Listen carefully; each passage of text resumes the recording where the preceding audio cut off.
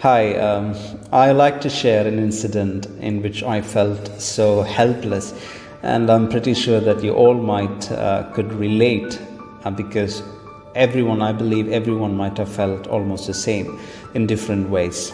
Well, this incident took place when I was working in Sanjay Godavat International School in Maharashtra in 2011. It was my first experience as a teacher, so I was super excited. And my school timing was from morning 8:30 to evening 4:30. And during the school time, I'll be completely packed from classes to classes, and after that, meetings and other recordical works. It's completely packed, tightly packed.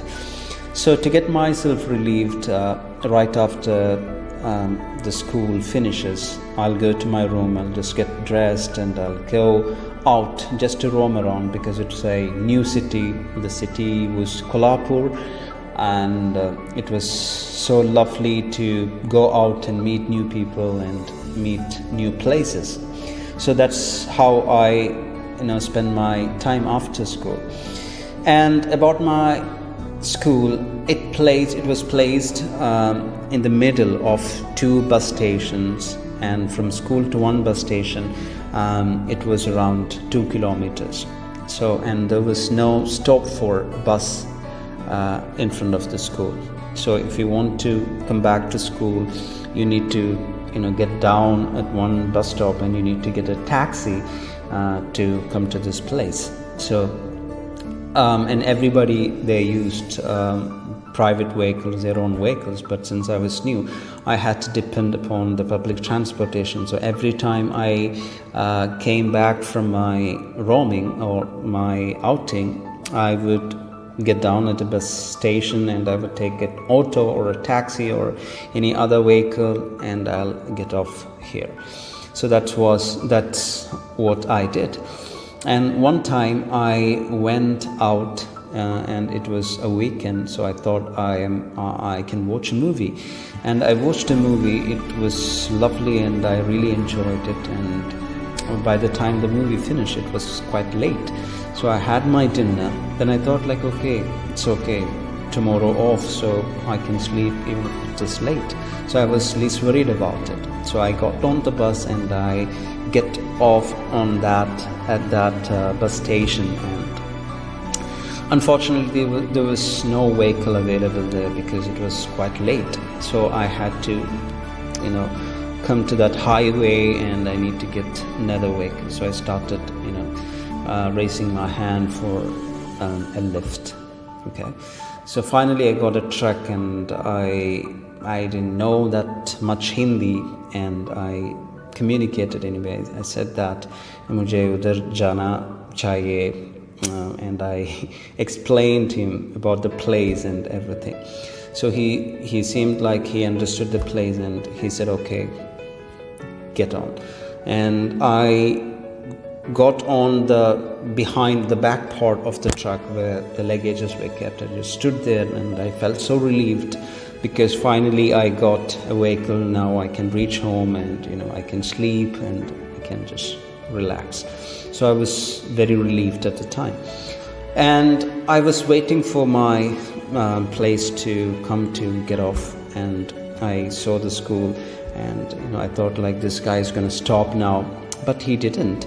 And I was clearly mentioning, I was making it clear for him when I was about to get on the bus that you need to stop right in front of that school, only then I'll give you the money and everything. I explained everything in detail, but then I was so furious because this guy was not doing exactly what I said. So I was literally out of my mind, and I started banging on the truck near that driver's cabin, and I started banging, and this guy was okay. And the thought that came to my mind was the movies that I watched, that this guy is going to kidnap me and this guy is going to do something bad for me, and I was so shocked at the time. Again, I really felt I maybe might have forgotten or something, and I just banged, and he just stopped right after